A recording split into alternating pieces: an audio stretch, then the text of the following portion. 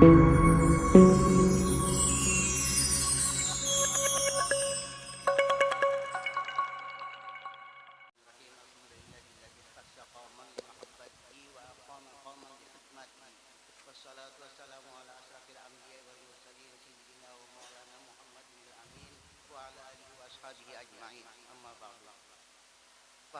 ورقات قليلة تحتوي على معاني جزيلة ومناقب عزيزة للعارف الرباني والعالم الصمداني أبي البدلي الذي يتبعه التالي ويرجع إليه الغالي شيخ الطريقة السمانية بالمنطقة البنجارية الشيخ محمد زيني بن عبد الغني وسميناها بغية المحبين. نسأل الله الكريم المنان ونتوسل بنبيه سيد ولد عدنان أن يجعل نفعها دائما الخيالان بيننا وبين الإخوان من وقتنا هذا إلى آخر الزمان ويبلغنا بها إلى فصيح الجنان دار النعمة والامتنان آمين ya rabbal alamin. Dengan nama Allah yang maha pengasih lagi maha penyayang. Segala puji bagi Allah yang telah memilih ia akan satu kaum untuk mencintainya dan mendirikan ia akan kaum yang lain untuk berkhidmat kepadanya. Salawat dan salam atas semulia-mulia Nabi dan Rasul junjungan kita dan penghulu kita Nabi yang sangat dipercayai dan atas keluarganya dan sahabatnya sekalian. Adapun kemudian daripada itu, bermula kitab ini adalah beberapa lambar yang sangat sedikit namun mengandung makna yang banyak. Ia adalah sebuah manaqib yang sangat mulia bagi seorang arif Rabbani dan alim somadani Abil Badali yang menjadi ikutan bagi orang yang di belakangnya dan tempat kembali bagi orang yang terlewatinya. Syekhut Tariqah As-Samaniyah di negeri Banjar, yaitu Syekh Muhammad Zaini bin Abdul Ghani radhiyallahu an, dan kami beri nama beberapa lambaran ini dengan nama Bughyatul Muhibbin, yakni suatu yang sangat digemari oleh para pencinta, dan kita memohon kepada Allah yang amat pemurah lagi amat memberi karunia, dan juga kita bertawassul dengan Nabi Muhammad SAW agar menjadikan manfaatnya terus mengalir di antara kita dan di antara saudara-saudara kita dari sekarang hingga akhir zaman, dan mengumpulkan akan kita semua ke dalam surga yang luas tempat segala nikmat dan kesenangan. Adapun sebelum kita membaca manaqib wali-wali Allah sebagaimana disebutkan di dalam manaqib As-Sayyid Muhammad bin Abdul Karim As-Saman Al-Madani, maka hendaklah kita terlebih dahulu berbaik sangka dengan mereka agar kita mendapatkan berkat dan amdad dari mereka, dan hendaklah kita menjauhi dari berburuk sangka kepada mereka karena mengakibatkan jauh dari mendapat berkat dan amdad dari mereka sekalipun kita sudah berkhidmat kepadanya 100 tahun lamanya. Bermula berbaik sangka kepada Allah Ta'ala dan Rasulnya dan hamba-hambanya yang salih itu adalah wajib menurut ijma'. Sebagaimana sabda Rasulullah sallallahu alaihi wasallam, haslatani laisa faqahuma say'um minal khairi husnul dzanni billah wa husnul dzanni bi ibadillah wa haslatani laisa dunahuma say'un minasy syarri su'uz dzanni billah wa su'uz dzanni bi ibadillah. Artinya dua perkara yang tiada di atasnya sesuatu yang lebih baik daripadanya, yaitu baik sangka kepada Allah dan baik sangka kepada hamba-hamba Allah, dan dua perkara yang tiada ada di bawahnya sesuatu yang lebih jahat daripadanya, yaitu buruk sangka kepada Allah dan buruk sangka kepada hamba-hamba Allah. Dan adapun kelebihan berbaik sangka itu adalah bersangatan banyak, sebagaimana berburuk sangka itu kerugiannya juga amatlah banyak. Maka cukuplah bagi kita semua bahwa berbaik sangka itu menyebabkan baik kesudahan atau husnul khatimah, dan jahat sangka itu menyebabkan jahat kesudahan atau su'ul khatimah. Dan telah diriwayatkan bahwa manakala dibaca manaqib orang-orang salih dan para wali-wali Allah, maka akan diturunkan oleh Allah beberapa rahmat kepada orang yang membacanya dan orang yang hadir mendengarkannya. Maka kita mengharap kepada Allah Ta'ala mudah-mudahan dengan membaca manaqib ini Allah Subhanahu wa Ta'ala akan menurunkan rahmatnya yang luas kepada kita sekalian. Amin ya rabbal alamin. Ya rabbi warham li sayyidina Abil Badali wa subba fi qabrihi rahmatan wan ni'ami bijahi rabbana hasil maqasidana wa khtim bi khatimatil husna ma'as salami wa salli ya rabbana ala nabiyil hashimi wal ali washabi wal atba'i kullihim. Qala Allah ta'ala wal baladu thayyibu yakhruju nabatuhu bi izni rabbih wal ladzi khabutha la yakhruju illa naqida. Kadzalika nusariful ayati liqaumin yashkurun. Artinya bermula tanah yang baik dan subur itu mengeluarkan ia akan tanaman yang tumbuh subur dengan izin Allah, dan tanah yang tidak subur tidak akan mengeluarkan tanaman kecuali sulit tumbuhnya. Demikianlah seperti apa yang telah kami jelaskan dari ayat-ayat kami kepada orang-orang yang bersyukur. Bermula nasabnya radhiyallahu an dari pihak ayahnya adalah Abdul Ghani bin Abdul Manab bin Muhammad Samman bin Muhammad Sa'ad bin Abdullah bin Al-Alimul Allamah Mufti Muhammad Khalid bin Al-Alimul Allamah Khalifah Hasanuddin bin Maulana Syekh Muhammad Arsyad Al-Banjari.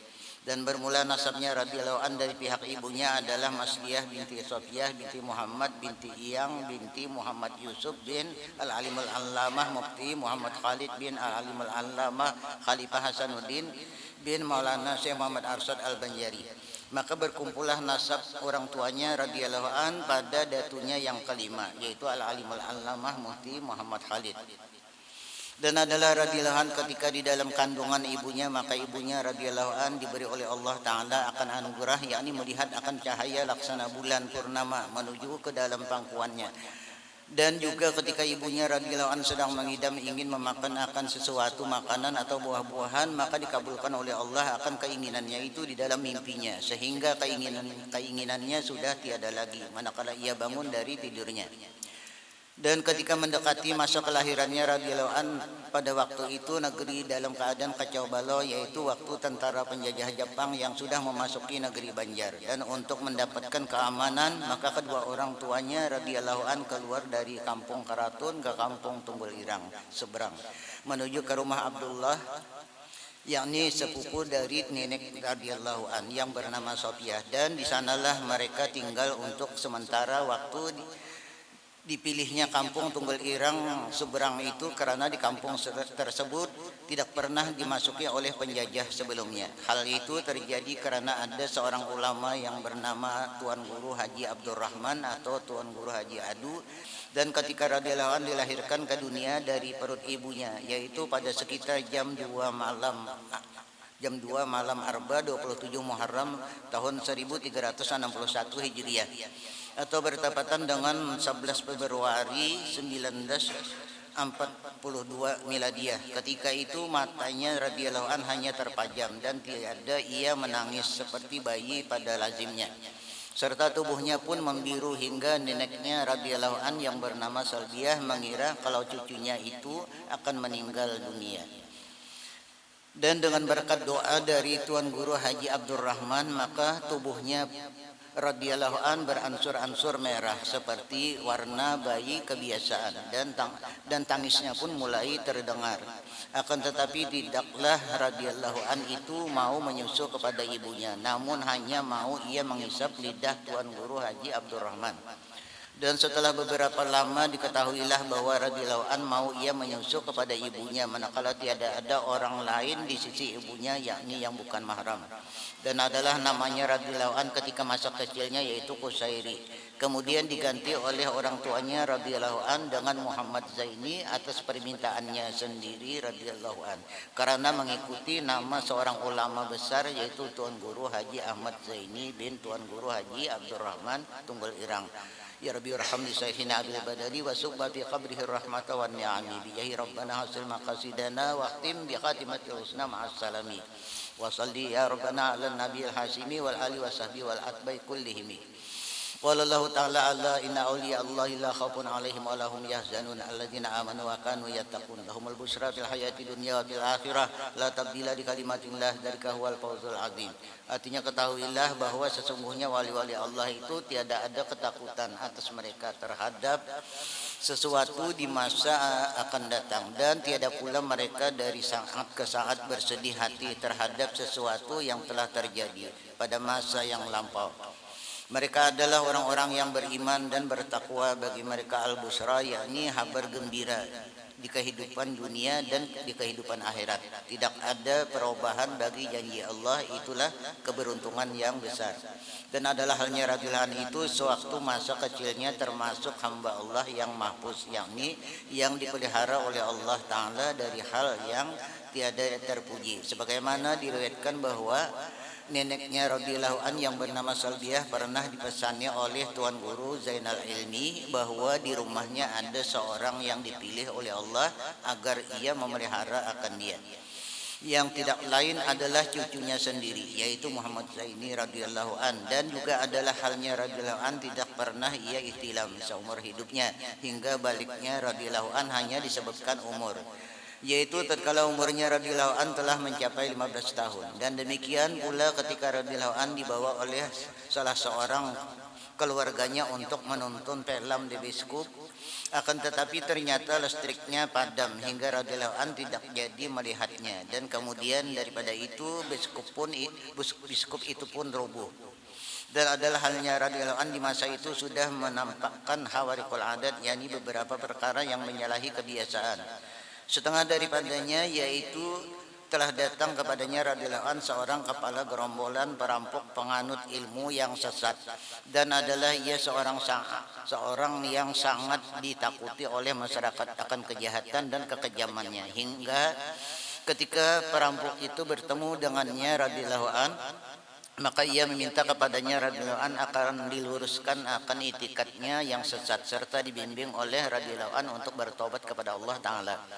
Dan adalah radhiyallahu an itu ketika usianya belum mencapai umur balik sering mendapat bisyarah, yakni kabar gembira berupa mimpi yang baik. Di antaranya pada suatu malam Jumat adalah radhiyallahu an bermimpi melihat sebuah kapal besar.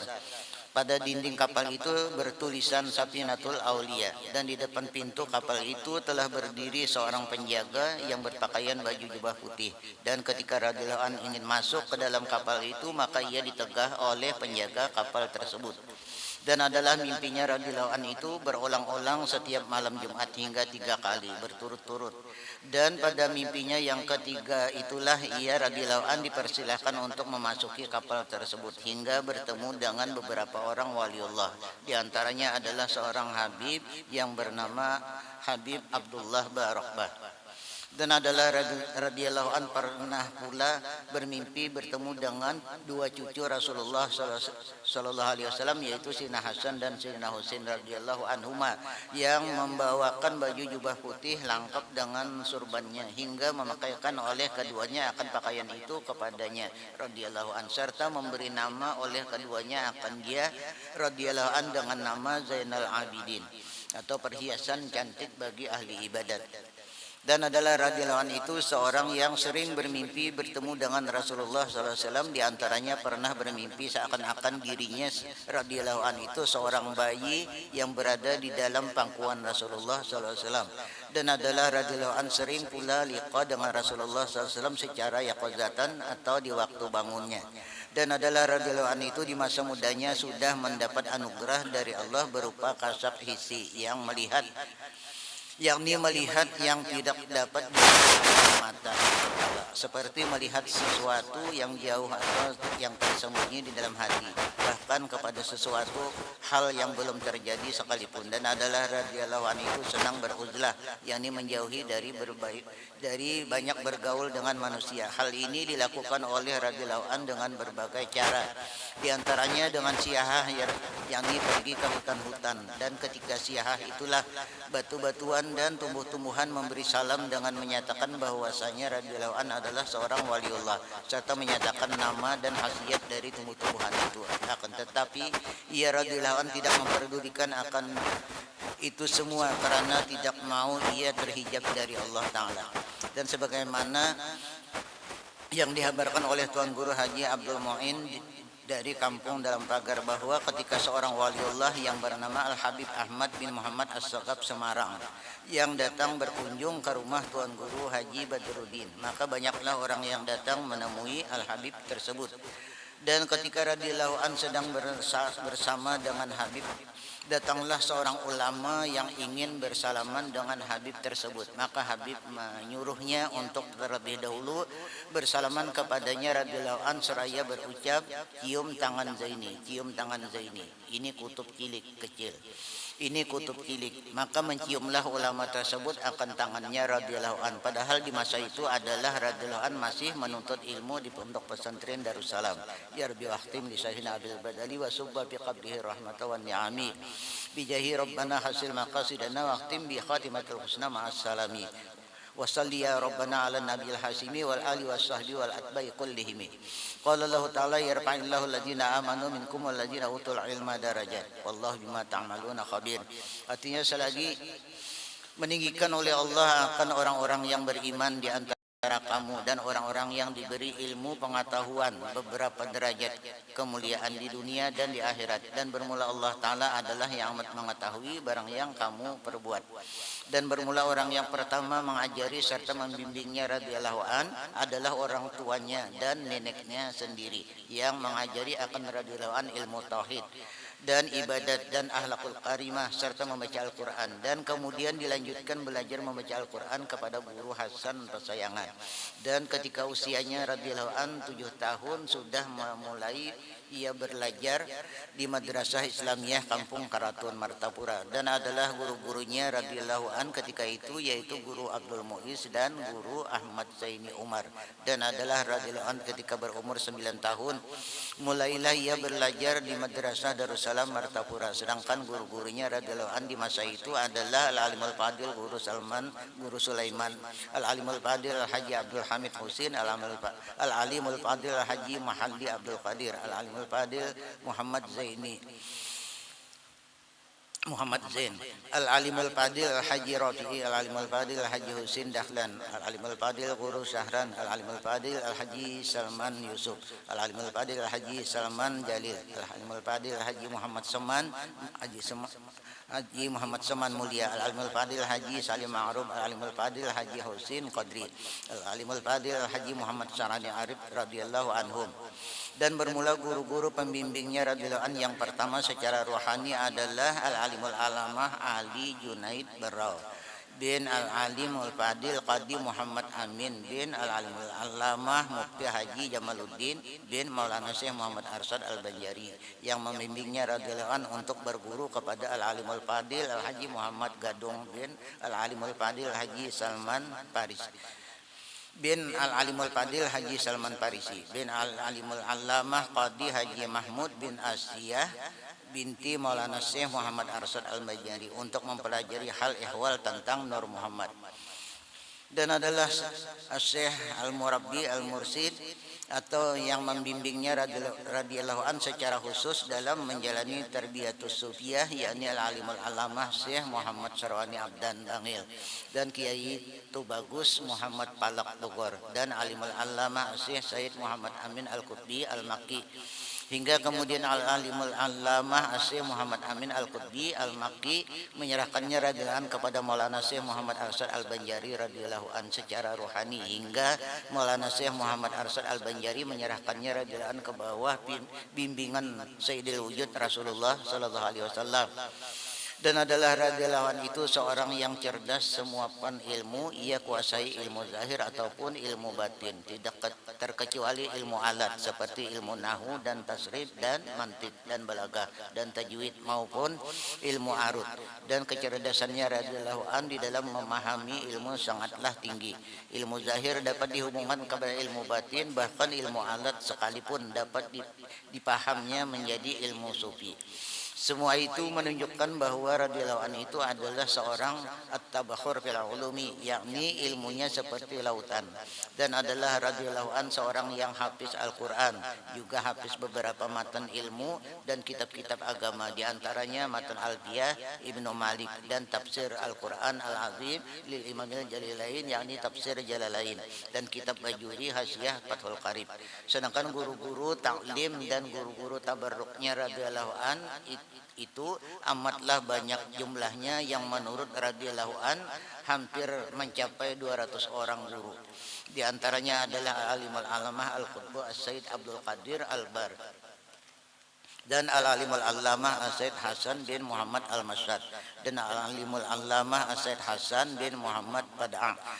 Al-Makki, dan Al-Alimul Allamah Syekh Muhammad bin Alawi Al-Maliki, dan Al-Alimul Allamah Syekh Zakaria bin Abdullah Bila, dan Al-Alimul Allamah Syekh Yasin Al-Padani, dan Al-Alimul Allamah Syekh Ismail Al-Yamani radhiyallahu anhum. Dan dari mereka itulah radhiyallahu an banyak mendapatkan sanad dan ijazah ilmu dan amal. Selain dari guru-guru dan murabbinya sendiri, dan adalah radhiyallahu an itu mulai masa bidayahnya hingga masa nihayahnya seorang yang sangat kuat mujahadahnya, baik dalam menuntut ilmu agama hingga dalam ibadatnya sekalipun. Bahkan ketika kehidupan keluarganya radhiyallahu an sangat berkekurangan, yaitu ketika radhiyallahu an masih bersekolah di pesantren Darussalam. Dikala itu apabila hujan turun, maka air hujan masuk dari atap rumahnya, sehingga radhiyallahu an sekeluarganya dapat berkumpul pada suatu penjuru rumah yang tidak terkena air hujan untuk bernaung. Dan terkadang ia radhiyallahu an sekeluarga di dalam sehari hanya makan makanan dengan satu bungkus nasi yang dibagi untuk 4 orang, dan terkadang hanya memakan gadabung pisang saja. Dan ketika itu pula ia radhiyallahu an hanya memiliki selembar pakaian saja.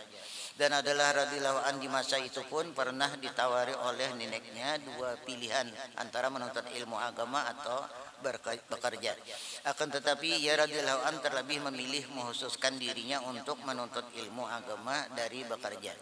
Bahkan adalah radhiyallahu an tidak pernah bersekolah umum walaupun hanya sehari. Ya Rabbi walhamd ya Sayyidina Abil Badali wa subbal fi qabrihi rahmata wa ni'ami bi jahi rabbana hasil maqasidana wa khtim bi khatimatul husna ma'as salami wa salli ya rabbana ala nabiyil hasimi wal ali was sahbi wal atba'i kullihim.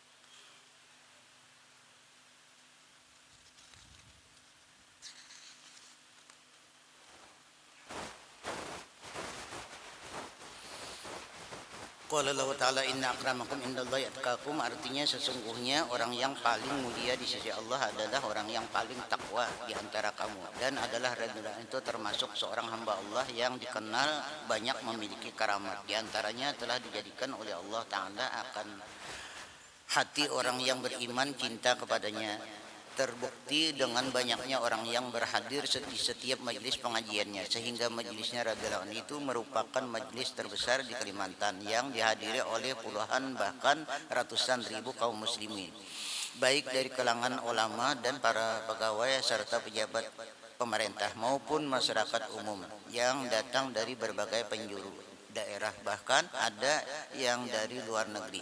Dan diantaranya karamatnya radhiyallahu an lagi adalah bahwa tidak sedikit dari orang yang fasik seperti perampok dan penjudi dan ahli zina dan pemabuk yang berubah menjadi orang yang baik setelah mendengar nasihatnya radhiyallahu an, serta banyak pula orang yang kafir masuk Islam di hadapannya radhiyallahu an. Dan setengah daripada karamatnya radhiyallahu an sebagaimana yang dihabarkan oleh beberapa orang jemaah haji, di antaranya Tuan Guru Haji Hobari dan Tuan Guru Haji Ahmad Bakri, bahwa keduanya pernah melihatnya radhiyallahu an di Makkahul Mukarramah pada waktu keduanya menunaikan ibadah haji di musim haji yang berbeda.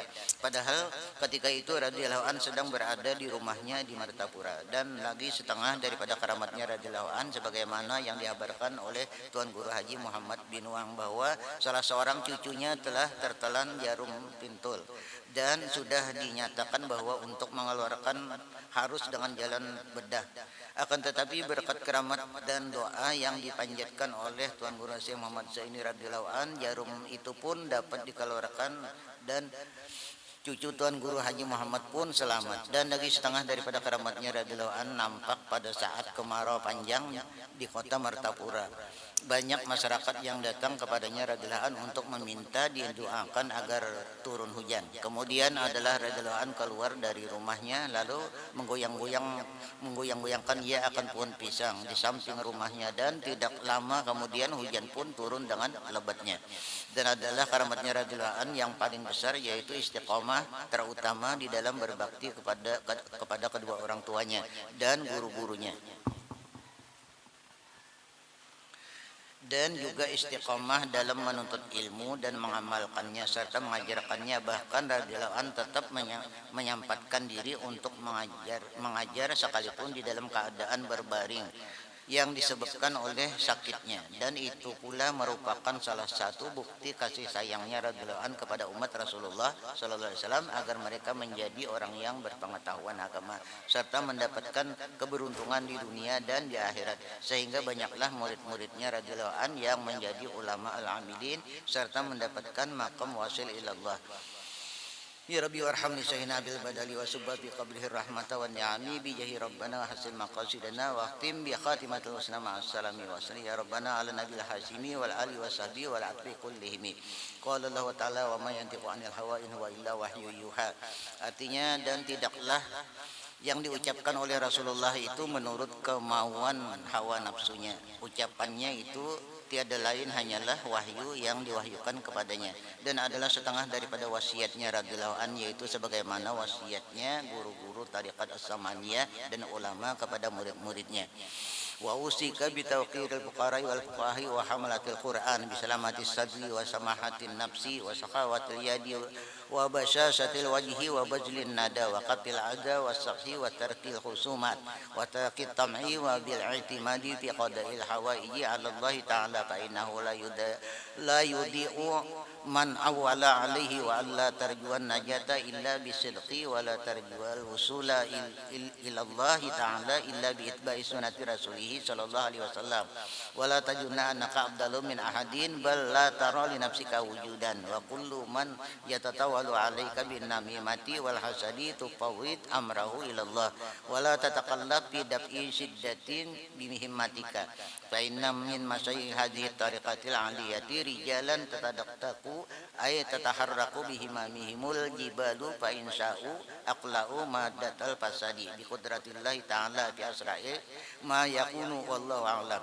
Artinya, aku wasiatkan kepadamu, pertama menghormat ulama, dan kedua lurus hati tidak khianat, ketiga murah diri suka menolong, keempat murah tangan suka memberi, kelima manis muka, keenam mengorbankan kebaikan, ketujuh menahan kejahatan, kedelapan memaafkan kesalahan orang, kesembilan jangan bermusuh-musuhan, kesepuluh jangan tomak kepada makhluk, kesebelas berpegang hati pada kabul segala hajat kepada Allah karena Allah tidak mensia-siakan orang yang berpegang kepadanya, kedua belas jangan mengharap selamat melainkan dengan bersifat benar, ketiga belas jangan mengharap sampai kepada Allah Ta'ala melainkan mengikuti sunnah Rasulullah Sallallahu Alaihi Wasallam, ke-14 bahwa merasa bahwa engkau lebih mulia, ke-14 jangan merasa bahwa engkau lebih mulia daripada orang lain, bahkan jangan engkau lihat dirimu bersifat wujud, ke-15 semua orang yang menyakiti engkau dengan adu asah, adu domba dan dengki engkau serahkan urusannya kepada Allah Ta'ala, dan jangan engkau paksakan menolak kejahatan dengan kesungguhanmu. Karena bahwasanya guru-guru tarikat yang tinggi ini adalah laki-laki yang dengan sebab himmah mereka berguncang, yaitu bergerak gunung. Jika mereka berkehendak niscaya mencabut oleh mereka akan asal kerusakan itu dengan kudrat Allah Ta'ala di dalam waktu yang sangat cepat.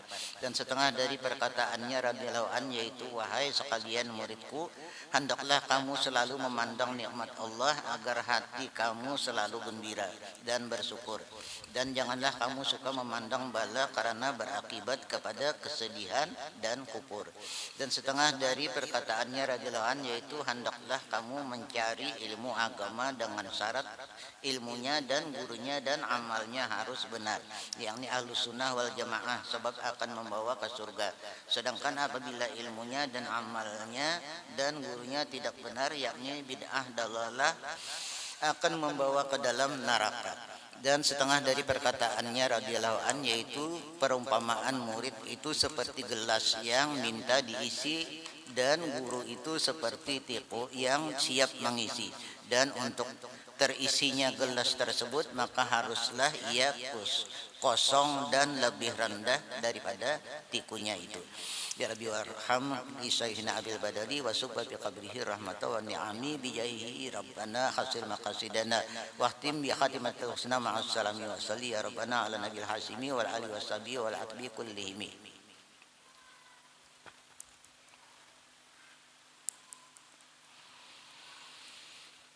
Dan adalah radhiyallahu anhu setelah mengalami sakit beberapa waktu hingga dibawa berobat ke Singapura. Innalillah wa inna ilaihi rajiun. Akhirnya diwafatkan radhiyallahu anhu itu di rumahnya di Sekumpul pada sekitar jam 4.40 hari Arba tanggal 5 Rajab 1426 Hijriah dalam usia 65 tahun dan dimakamkan radhiyallahu anhu itu di komplek Turbatul Mahya Ar-Raudah Sekumpul.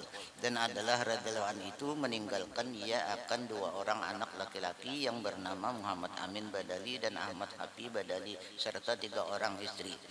Rabbana wa adkhilhum jannati adnin allati wa'adtahum wa man salamin abaihim wa azwajihim wa dzurriyyatihim innaka antal azizul hakim. Ala hadim jawdatun nabi. Al-Fatihah. Bismillahirrahmanirrahim. Alhamdulillahirabbil alamin arrahmanir rahim maliki yaumiddin. Iyyaka na'budu wa iyyaka nasta'in ihdinas siratal mustaqim siratal ladzina an'amta 'alaihim ghairil maghdubi 'alaihim waladdallin. Amin. Bismillahirrahmanirrahim. Alhamdulillahirabbil alamin. Allahumma shalli wa sallim ala sayyidina Muhammad wa alihi washabihi ajmain. Allahumma kama anta alaina bil iman fazidna minhu wa kama anta alaina bil islam fazidna minhu wa kama anta alaina bil afiyah fazidna minha.